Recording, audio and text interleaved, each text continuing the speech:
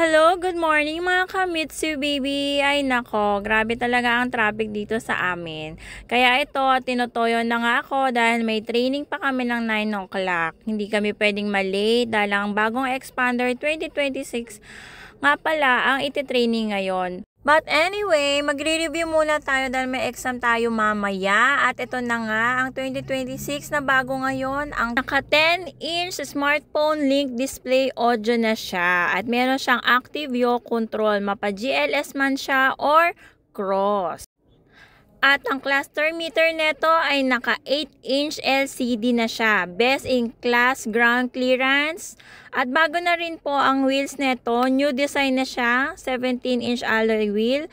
Sa interior naman ng Expander Cross, meron siyang two-tone burgundy and black combination, leather seats with heat guard na siya. Sa Expander GLS naman, all black interior with high-grade fabric seats. Mga ka-Mitsubishi, ito nga pala ang kulay ng Expander Cross natin. Green bronze metallic with black roof, quartz white pearl with black roof, sunrise orange metallic with black roof.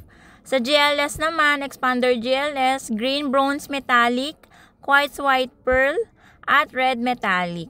Sa Expander GLX naman, meron ding graphite gray metallic sa GLS, mga ka-Mitsubishi.